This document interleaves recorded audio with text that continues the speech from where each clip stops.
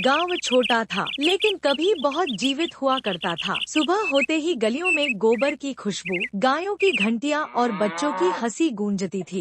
इसी गांव में रहता था 12 साल का नीलू, पतला सा शरीर। वह अपनी बूढ़ी दादी के साथ एक पुराने मिट्टी के घर में रहता था। हर शाम स्कूल से लौटे वक्त नीलू मंदिर की ओर देखता। मंदिर वहीं था लेकिन कुछ गायब था। वहाँ अब कोई रुकता नहीं था। एक रात नीलू ने दादी से पूछा, दादी, पहले लोग मंदिर के सामने क्यों रुकते थे? दादी की आंखें भर आईं। उन्होंने धीमी आवाज में कहा, क्योंकि वहाँ एक दिया जलता था बेटा, आखिरी दिया। जब तक वो जलता था गांव में कोई अकेला नहीं होता था। नीलू उस रात देर तक सो नहीं पाया। दिवाली की शाम आई। पूरा गांव रंगीन लाइटों से चमक रहा था। पटाखों की आवाजें दूर दूर तक जा रही थी, लेकिन मंदिर के सामने अंधेरा था, बिल्कुल अंधेरा। नीलू ने मिट्टी का एक छोटा दिया उठाया। उसे नहीं पता था कि वह क्या करने जा रहा है, बस इतना जानता था कि वह खालीपन उसे चुभ रहा था। तेज हवा चल रही थी। नीलू ने दिया जलाया, बुझ गया, फिर जलाया, फिर बुझ गया। कुछ लोग हंस पड़े, छोड़ो बच्चे,